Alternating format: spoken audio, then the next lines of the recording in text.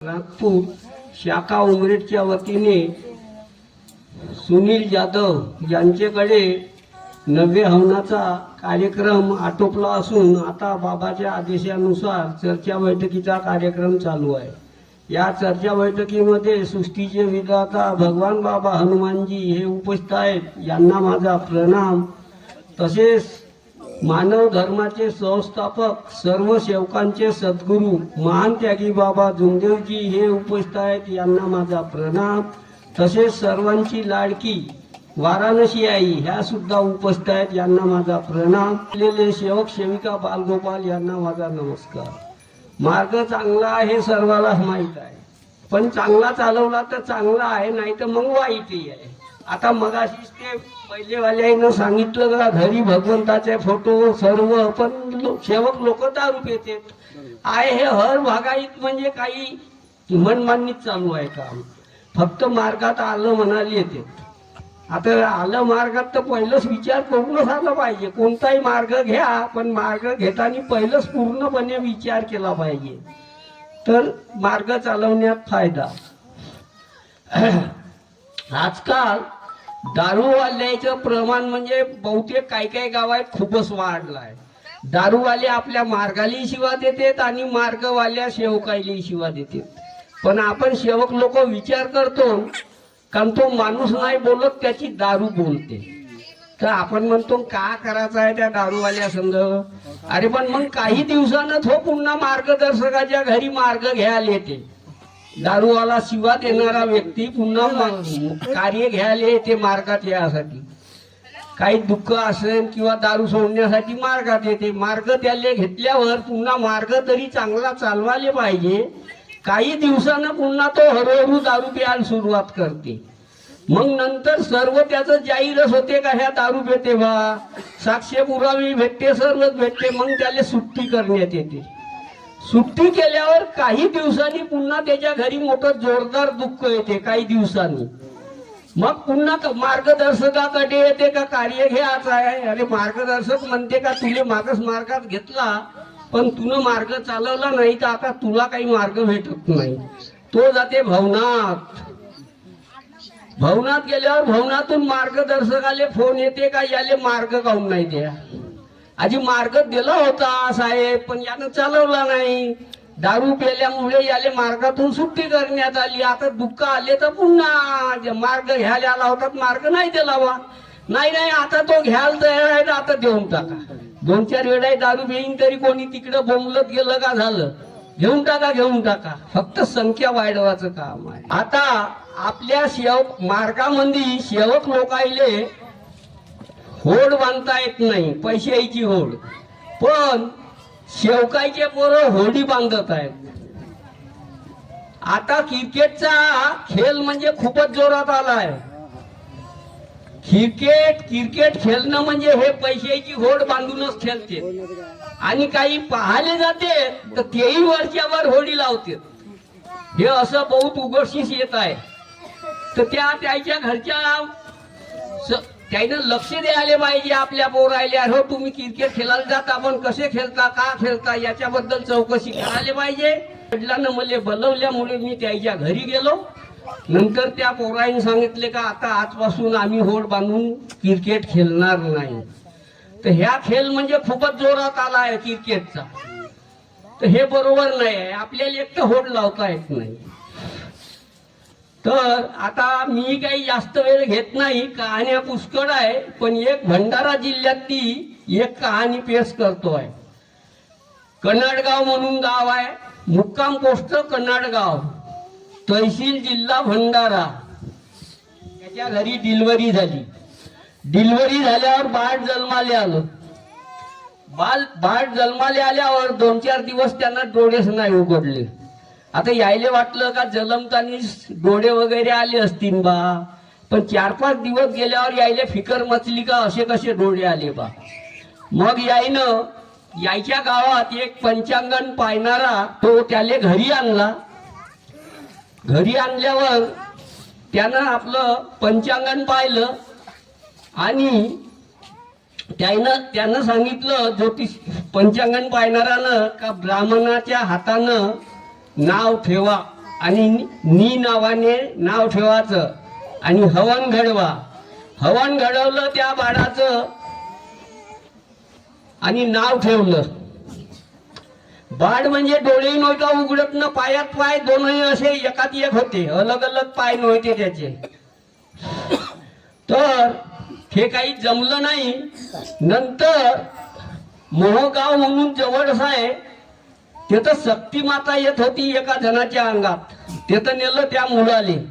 त्यानं रक्षा वगैरे अंगावून फेकाले दिली आणि 5 रंगाचं पीठ तयार करायला सांगितलं. 7 रंगाच्या काड्या जमा करायच्या. हेही सर्व करून सोडलं, पण त्या मुलाचे पायही अलग अलग नाही झाले न डोळेही नाही.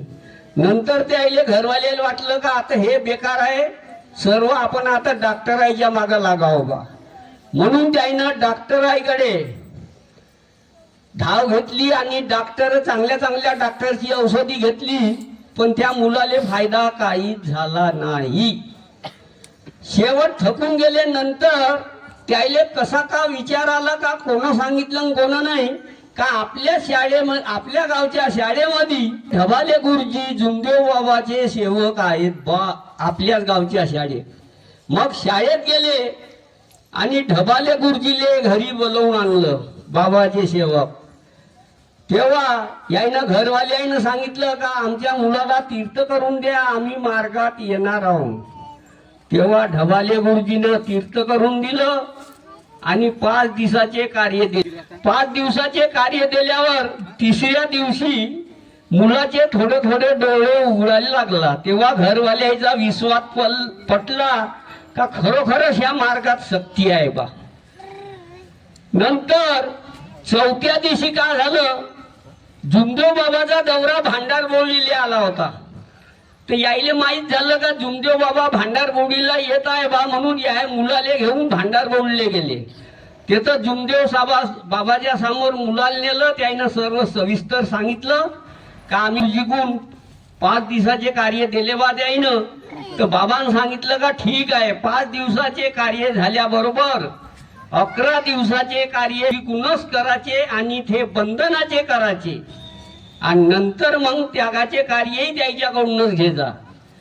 तर 11 दिवसाचे कार्य चालू झाल्यावर का गंमत झाली, ऐन 3ऱ्या का 4थ्या दिवशी स्वप्नामध्ये रातच्यानं भगवान बाबा हनुमानजीनं जुमदेव बाबा त्याच्या स्वप्नात आले.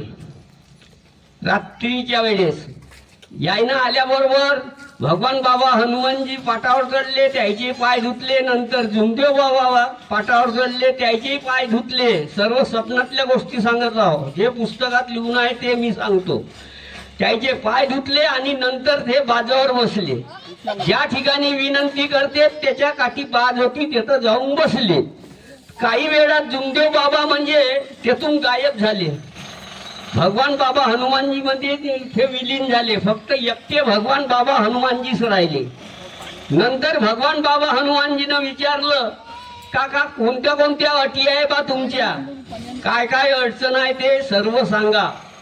त्यानं सांगितलं का मुलगा म्हणजे बिलकुल चांगला झाला पाहिजे, डोळे उघडले पाहिजे, पायात पाय आहेत हेही अलग झाले पाहिजे आणि माझे जे शेताची रजिस्टरी आहे ते रुकली आहे, ते रजिस्टरी झाली पाहिजे, पत्र लवकरात लवकर आलं पाहिजे आणि जे माझी रातची ड्युटी आहे ते ड्युटी बदलली पाहिजे आणि दिवसा मला चपराशाची ड्युटी मिळली पाहिजे, मोडली ड्युटी होती. ठीक आहे म्हणे. सर्व गोष्टी भगवान बाबा हनुमानजीनं कबूल केल्या. म्हणे या तारखेले तुले रजिस्टरी होईल ना, उद्याच तुले अंतर्देशीय पत्र येईल. रात्र झाली, दिवस निघाला आणि 2ऱ्या दिवशी बरोबर अंतर्देशीय पत्र आलं वावराच्या रजिस्टरीचं. आणि भगवान बाबा हनुमानजी त्या मुलाजवळ गेले आणि त्याचे डोळे उघडून हात लावला आणि पाय सिधे करून दिले. 2ऱ्या दिवशी पायतेत तर बिलकुल मुलगा ठा. वावराच्या रजिस्टरीचं अंतर्देशीय पत्र आलं. जे भगवान बाबा हनुमानजींनी तारीख सांगितली होती तेच तारीख त्या पत्रात लिहून आली. नंतर जे ड्युटीचं मागणी होती रातची ते दिवसा पाहिजे बा, आता त्याला ड्युटी दिवसा मिळाली. मोहाडी पंचायत समितीला होता तो.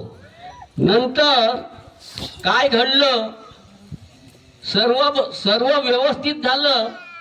मुलगा जशान तसा ठा बनला, वावराची रजिस्ट्री झाली, त्याची नोकरी जे दिवसाची होती रात्रीची होती ते दिवसा मिळाली. नंतर त्याले वाटलं का आता आपल्याला सुख समाधान भेटलं. नंतर थोड्याच दिवसात त्याचा पगार झाला. तेव्हाच्या काळात 3,000 रुपये महिना होता त्याचा. तर त्यानं 3,000 रुपये आणून 3,000 रुपये आणून एका पेटीत ठेवले होते. त्या काळात 3,000 महिना म्हणजे खूप झालं. त्या गावात अनायशी चोराईनं घर फोडणं चालू केले होते. याले काही झोप बरोबर लागे नाही. तर रातच्या वेळेस त्या पेटीचा आवाज आला, थोडा बहुत काहीतरी ठणठण का असा काहीतरी. यानं लाईटही लावला आणि टार्च लावला त्या पेटीकडं. तर तिथं त्या पेटीवर मोठा जात साप बसला होता, फणा काय. तेव्हा मग यानं ते गुरुजी तिथून कार्य घेतले होते त्याच्याकडे दुसऱ्या दिवशी सकाळीच गेला. अशी अशी गोष्ट झाली जी गुरुजी म्हणे मी पैसे ठेवले आहे त्या पेटीवर, रात्री साप बसून होता म्हणे. गुरुजीने सांगितलं का आहे ते बरोबर आहे, तो साप नाही आहे, तो भगवंत आहे तुझ्या पैशाचा रस्ता. अशी काही गंमत झाली, समाधान झाले. नंतर त्याला वाटलं का आता आपल्याला सर्व सुख समाधान भेटलं बा, आता आपण त्यागाचं कार्य घडवलं पाहिजे. नंतर त्यागाचे कार्य घडवले, अर्धे भरते कार्य झाले. या रस्त्यानं ड्युटीहून येता येता, रातची ड्युटी दिवसात झाली होती त्याची. एक पोरगा हूस घेऊन रस्त्यात बसला होता, त्यागाच्या कार्यातली गोष्ट. तर याची इच्छा झाली हूस खा घेतला, त्याच्याजवळचं अवजार मागून येडं पाडून पूर्ण हूस खाल्ला. ऊस खाल्ला आणि यानं आपली सायकल घेतली आणि गावाकडे निघाला. त्याचे पैसे नाही दिले ऊसवाल्याचे. मग घरी गेल्याबरोबर बापा तो पोरीले ताप सन्नाटून का हे कसं झालं असं काऊन झालं. मग त्याला वाटले अरे मी ना ऊसाचे पैसे नाही दिले. मग तेव्हाच फोटो समोर गेला, अगरबत्ती लावली आणि कापूर लावला. भगवंताला सांगितलं का खरोखरच तू भगवंत असशील तर मी आता पैसे नेऊन देतो, मी तिथून येतपर्यंत पोरीचा ताप उतरला पाहिजे. अशीच गंमत झाली, तो पैसे नेऊन दिले, पैसे घेऊन घरी येत नाही तर पोरीचा ताप उतरला. तर अशीच एक गंमत झाली बा. चोरीच्या त्यागाच्या कार्यात त्यानं हूस खाल्ला पण पैसे द्यायची आठवण राहिली. कहाण्या बऱ्याचशा आहेत पण आता काही वेळ नाही. काही परगावची लोक जाणारे आहेत. आता एवढे बोलून मी आपले 2 शब्द पूर्ण करतो. सर्वांना नमस्कार.